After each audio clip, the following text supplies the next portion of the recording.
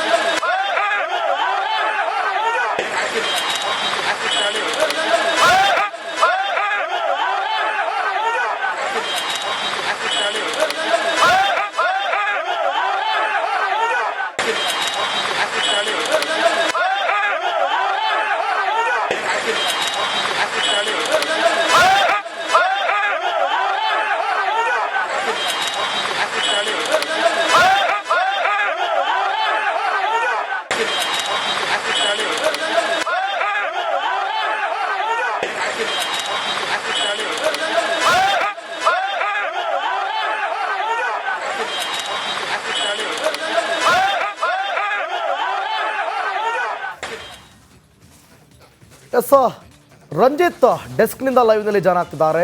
ರಂಜಿತ್, ನೋಡಿ, ಈ ಆಸಿಡ್ ದಾಳಿ ಅಂತ ಅನ್ನುವಂಥ ಪದವನ್ನು ನೀವು ಕೇಳಿಸ್ಕೊಂಡ್ರಿ. ಅಂದರೆ ಆ ಮೊಟ್ಟೆಯನ್ನು ಎಸೆಯೋದಕ್ಕೂ ಮುಂಚೆ 10 ಸೆಕೆಂಡ್ಸ್ ಬ್ಯಾಕ್ ಆಸಿಡ್ ದಾಳಿ ಅನ್ನುವಂಥ ಮಾತು ಮುಂಚೆನೇ ಅಲ್ಲಿ ಕೇಳಿಸುತ್ತೆ, ಅದನ್ನು ಬಳಸ್ತಾರೆ. ಸೊ ಹಾಗಾದ್ರೆ ಇದು ಮುಂಚೆನೇ ಪ್ರೀ ಪ್ಲಾನ, ಗೊತ್ತಿದ್ದೇ ಮಾಡಿದ್ದ, ಅಥವಾ ಅದು ಅವರಿಗೆ ಎಸೆಯೋದಕ್ಕೆ ಹಿಂಟ್ ಕೊಟ್ಟಿದ್ದ? ಏನು ಕತೆ ಅದು? ದಿವಿತ್, ನೋಡಿ, ಮುನಿರತ್ನ ಮಾಜಿ ಸಚಿವ ಮಾನ್ಯ ರಾಜರಾಜೇಶ್ವರಿ ನಗರ ಕ್ಷೇತ್ರದ ಶಾಸಕ ಮುನಿರತ್ನ ರಿಪಬ್ಲಿಕ್ ಕನ್ನಡ ಜೊತೆಗೆ ಮಾತಾಡ್ತಾ ಒಂದು ಮಾತು ಹೇಳಿದರು. ಇದೇ ಕೆಲವು ದಿನದ ಹಿಂದೆ ನಾನು ಜಾಲಹಳ್ಳಿಯ ಒಂದು ಕಾರ್ಯಕ್ರಮಕ್ಕೆ ಹೋಗಬೇಕಾಗಿತ್ತು. ಆ ಕಾರ್ಯಕ್ರಮಕ್ಕೆ ಹೋಗೋದಕ್ಕೆ ಹೊರಟಿದ್ದ ಸಮಯದಲ್ಲಿ CPI ನನಗೆ ಫೋನ್ ಮಾಡಿ ಹೇಳ್ತಾರೆ, ನೀವು ಆ ಕಾರ್ಯಕ್ರಮಕ್ಕೆ ಬರಬೇಡಿ, ನಿಮ್ಮ ಮೇಲೆ ಅಟ್ಯಾಕ್ ಆಗುವಂಥ ಸಾಧ್ಯತೆಗಳಿದ್ದಾವೆ, ಆ ಕಾರಣದಿಂದ ಬರಬೇಡಿ ಅಂತ ಹೇಳ್ತಾರೆ. ಹಾಗಾಗಿ ನಾನು ಹೋಗಿರಲಿಲ್ಲ ಅನ್ನೋದು ಅವ್ರು ಹೇಳ್ತಾರೆ. ಮುನಿರತ್ನ ಅವ್ರು ಹೇಳ್ತಾರೆ, ವಕೀಲರ ವೇಷಧಾರಿಗಳಾಗಿ ಬಂದು ನನ್ನ ಬಳಿ ಹೇಳ್ಕೊಂಡಿದ್ರು, ನೀವು ರಾಜೀನಾಮೆ ಕೊಡಬೇಕು, ಇಲ್ಲದೆ ಹೋದರೆ ನಿಮ್ಮನ್ನು ಅಟ್ಯಾಕ್ ಮಾಡ್ತೀವಿ, ನೀವು ರಾಜೀನಾಮೆ ಕೊಟ್ಟರೆ ಎಲ್ಲವೂ ಕೂಡ ಸರಿ ಹೋಗುತ್ತೆ ಅಂತ ಹೇಳಿದರು. ಅದಾದ ನಂತರ ಇವತ್ತಾದಂಥ ಘಟನೆಯಲ್ಲಿ ಕಾರ್ಯಕ್ರಮವನ್ನು ಮುಗಿಸಿ ಇದೇ ಮುನಿರತ್ನ ತಮ್ಮ ಬೆಂಬಲಿಗರ ಜೊತೆಗೆ ನಡ್ಕೊಂಡು ಬರ್ತಾ ಇದ್ರು. ಬರುವ ಸಮಯದಲ್ಲಿ ಒಂದು ಆಡಿಯೋ ಕೇಳಿಸುತ್ತೆ, ಆಸಿಡ್ ಅನ್ನೋ ಒಂದು ಆಡಿಯೋ ಕೇಳಿಸುತ್ತೆ. ಆಸಿಡ್ ಅನ್ನೋ ಆಡಿಯೋ ಕೇಳಿಸಿ ಕೆಲವೇ ಮಿನಿಟ್ನಲ್ಲಿ ಮುನಿರತ್ನ ಅವರ ತಲೆಗೆ ಎಲ್ಲಿಂದಲೋ ಬಂದು ಒಂದು ಮೊಟ್ಟೆ ಬಂದು ಬೀಳುತ್ತೆ. ಮುನಿರತ್ನ ಮೊದಲೇ ಹೇಳಿದರು, ನನಗೆ ಜೀವ ಭಯ ಇದೆ, ನನಗೆ ಥ್ರೆಟ್ನಿಂಗ್ ಇದೆ, ನನಗೆ ಹಲವಾರು ಬಾರಿ ಈ ರೀತಿ ಆಗಿತ್ತು ಅನ್ನೋದ್ರ ಬಗ್ಗೆ ಅವರು ಹೇಳಿದರು. ಅದಾಗಿಯೂ ಕೂಡ ಈಗ ಇಂಥದ್ದೊಂದು ಘಟನೆ ಆಗಿದೆ, ನನಗೆ ಗನ್ ಮ್ಯಾನ್ ಕೊಡಿ ಅಂತೇಳಿ ಅವರು ಪತ್ರ ಕೂಡ ಬರೆದಿದ್ರು ಅನ್ನೋ ವಿಚಾರವನ್ನು ಪ್ರಸ್ತಾಪ ಮಾಡಿದ್ದಾರೆ. ಒಂದಂತೂ ಬಹಳ ಸ್ಪಷ್ಟವಾಗುತ್ತೆ, DK ಸುರೇಶ್, DK ಶಿವಕುಮಾರ್, ಹಾಗೆ ಯಾರು ರಾಜರಾಜೇಶ್ವರಿ ನಗರದ ಪರಾಜಿತ ಅಭ್ಯರ್ಥಿ ಇದ್ದಾರೆ, ಇದನ್ನೆಲ್ಲ ಗಮನಿಸಿದಾಗ ನಾವು ಗೊತ್ತಾಗುತ್ತೆ ಇದು ಪ್ರೀ ಪ್ಲಾನ್ಡ್ ಆಗಿದೆಯಾ ಅನ್ನೋದು. ಮತ್ತೆ ಅಲ್ಲಿ ಬಂದಂತ ಆ ಒಂದು ಶಬ್ದ ಇದೆಯಲ್ಲ, ಅವ್ರು ಹೇಳ್ತಾರೆ ಆಸಿಡ್ ಅನ್ನೋ ಒಂದು ಶಬ್ದ ಬರುತ್ತೆ, ಆಗ ಬಂದಂತ ಮೊಟ್ಟೆ ಬಂದು ಬಿದ್ದಿರೋದು, ಇದೆಲ್ಲವೂ ಪ್ರೀ ಪ್ಲಾನ್ಡ್ ಆಗಿ ಮಾಡಿದ್ರ ಅನ್ನೋದ್ರ ಬಗ್ಗೆಯೂ ಕೂಡ ಅನುಮಾನಗಳು ವ್ಯಕ್ತವಾಗ್ತಾ ಇದೆ. ಪೊಲೀಸರು 3 ಜನರನ್ನ ಅರೆಸ್ಟ್ ಮಾಡಿದ್ದಾರೆ, ಅವರಿಂದ ಬಾಯಿ ಬಿಡಿಸ್ತಾ ಇದ್ದಾರೆ. ಅನ್ನಪೂರ್ಣೇಶ್ವರ ನಗರ ಪೊಲೀಸ್ ಠಾಣೆಯಲ್ಲಿ 3 ಜನರು ಈಗ ಇದ್ದಾರೆ. ಅವರ ಮಾಹಿತಿ ಆಧಾರದ ಮೇಲೆ ಇದೇನಾದರೂ ಪ್ರೀ ಪ್ಲಾನ್ಡ್ ಆಗಿತ್ತು ಅನ್ನೋದ್ರ ಬಗ್ಗೆ ಮಾಹಿತಿ ತಿಳಿದು ಬರಬೇಕಾಗಿದೆ. ಒಂದು ಸಂಶಯ ಅಂತ ಹೇಳಿದ್ರೆ, ಮುನಿರತ್ನ ತಮ್ಮ ಕಾರ್ಯಕರ್ತರ ಮೂಲಕವೇ ಈ ರೀತಿಯಾಗಿ ಒಂದು ಹೈಡ್ರಾಮಾವನ್ನು ಕ್ರಿಯೇಟ್ ಮಾಡಿದ್ರು ಅನ್ನೋದ್ರ ಬಗ್ಗೆಯೂ ಕೂಡ ಚರ್ಚೆ ಇದೆ. ಆದರೆ ಮುನಿರತ್ನ ಇದಕ್ಕೆಲ್ಲ ಕ್ಲಾರಿಟಿ ಕೊಟ್ಟಂಗೆ ಇದೇ ರೀತಿ ಉದ್ದೇಶಪೂರ್ವಕವಾಗಿ ನನಗೆ ಹಿಂಟು ಕೊಟ್ಟು ಮಾಡಿದ್ದಾರೆ. ನೋಡಿ, ಮುನಿರತ್ನ ಮೇಲಿನ ಮೊಟ್ಟೆ ದಾಳಿ ಕೇಸ್ಗೆ ಬಿಗ್ ಟ್ವಿಸ್ಟ್ ಸಿಗ್ತಾ ಇದೆ. ಮೊಟ್ಟೆ ದಾಳಿ ಆಗುವ ಮುನ್ನವೇ ಆಸಿಡ್ ದಾಳಿ ಅಂದಿದ್ಯಾಕೆ? ಮೊಟ್ಟೆ ತಲೆಗೆ ಬೀಳುವ ಮುನ್ನವೇ ಆಸಿಡ್ ದಾಳಿ ಎಂದು ಕೂಗಿದ ವ್ಯಕ್ತಿ, ಹಾಗಾದ್ರೆ ದಾಳಿಗೂ ಮುನ್ನವೇ ಆ ವ್ಯಕ್ತಿಗೆ ಗೊತ್ತಾಗಿದ್ದು ಹೇಗೆ? ಮುನಿರತ್ನ ಮೇಲಿನ ಮೊಟ್ಟೆ ದಾಳಿ ಕೇಸ್ಗೆ ಬಿಗ್ ಟ್ವಿಸ್ಟ್ ಸಿಗ್ತಾ ಇರೋದು. ಆಸಿಡ್ ದಾಳಿ ಅಂತ ಅಲ್ಲಿದ್ದಂತ ವ್ಯಕ್ತಿ ಕೂಗಿದ್ದು.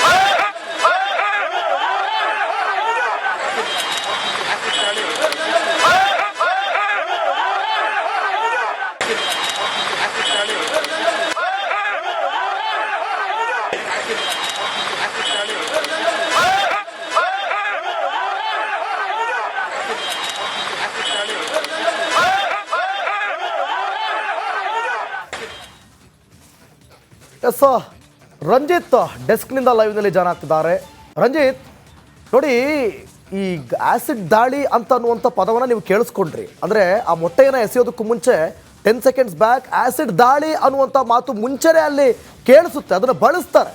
ಸೊ ಹಾಗಾದ್ರೆ ಇದು ಮುಂಚೆನೇ ಪ್ರೀ ಪ್ಲಾನಾ, ಗೊತ್ತಿದ್ದೇ ಮಾಡಿದ್ದ, ಅಥವಾ ಅದು ಅವರಿಗೆ ಎಸೆಯೋದಕ್ಕೆ ಹಿಂಟ್ ಕೊಟ್ಟಿದ್ದ, ಏನು ಕತೆ ಅದು? ದಿವಿತ್ ನೋಡಿ, ಮುನಿರತ್ನ ಮಾಜಿ ಸಚಿವ ಮಾನ್ಯ ರಾಜರಾಜೇಶ್ವರಿ ನಗರ ಕ್ಷೇತ್ರದ ಶಾಸಕ ಮುನಿರತ್ನ ರಿಪಬ್ಲಿಕ್ ಕನ್ನಡ ಜೊತೆಗೆ ಮಾತಾಡ್ತಾ ಒಂದು ಮಾತು ಹೇಳಿದರು. ಇದೇ ಕೆಲವು ದಿನದ ಹಿಂದೆ ನಾನು ಜಾಲಹಳ್ಳಿಯ ಒಂದು ಕಾರ್ಯಕ್ರಮಕ್ಕೆ ಹೋಗಬೇಕಾಗಿತ್ತು. ಆ ಕಾರ್ಯಕ್ರಮಕ್ಕೆ ಹೋಗೋದಕ್ಕೆ ಹೊರಟಿದ್ದ ಸಮಯದಲ್ಲಿ CPI ನನಗೆ ಫೋನ್ ಮಾಡಿ ಹೇಳ್ತಾರೆ, ನೀವು ಆ ಕಾರ್ಯಕ್ರಮಕ್ಕೆ ಬರಬೇಡಿ, ನಿಮ್ಮ ಮೇಲೆ ಅಟ್ಯಾಕ್ ಆಗುವಂಥ ಸಾಧ್ಯತೆಗಳಿದ್ದಾವೆ, ಆ ಕಾರಣದಿಂದ ಬರಬೇಡಿ ಅಂತ ಹೇಳ್ತಾರೆ. ಹಾಗಾಗಿ ನಾನು ಹೋಗಿರಲಿಲ್ಲ ಅನ್ನೋದು ಅವ್ರು ಹೇಳ್ತಾರೆ. ಮುನಿರತ್ನ ಅವ್ರು ಹೇಳ್ತಾರೆ,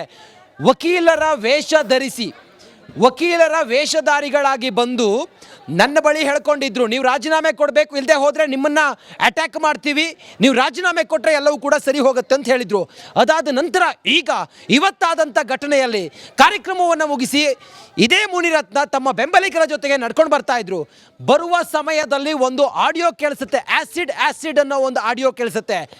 ಆಸಿಡ್ ಅನ್ನೋ ಆಡಿಯೋ ಕೇಳಿಸಿ ಕೆಲವೇ ಮಿನಿಟ್ನಲ್ಲಿ ಮುನಿರತ್ನ ಅವರ ತಲೆಗೆ ಎಲ್ಲಿಂದಲೋ ಬಂದು ಒಂದು ಮೊಟ್ಟೆ ಬಂದು ಬೀಳುತ್ತೆ. ಮುನಿರತ್ನ ಮೊದಲೇ ಹೇಳಿದರು, ನನಗೆ ಜೀವ ಭಯ ಇದೆ, ನನಗೆ ಥ್ರೆಟ್ನಿಂಗ್ ಇದೆ, ನನಗೆ ಹಲವಾರು ಬಾರಿ ಈ ರೀತಿ ಆಗಿತ್ತು ಅನ್ನೋದ್ರ ಬಗ್ಗೆ ಅವರು ಹೇಳಿದರು. ಅದಾಗಿಯೂ ಕೂಡ ಈಗ ಇಂಥದ್ದೊಂದು ಘಟನೆ ಆಗಿದೆ, ನನಗೆ ಗನ್ಮ್ಯಾನ್ ಕೊಡಿ ಅಂತೇಳಿ ಅವರು ಪತ್ರ ಕೂಡ ಬರೆದಿದ್ರು ಅನ್ನೋ ವಿಚಾರವನ್ನು ಪ್ರಸ್ತಾಪ ಮಾಡಿದ್ದಾರೆ.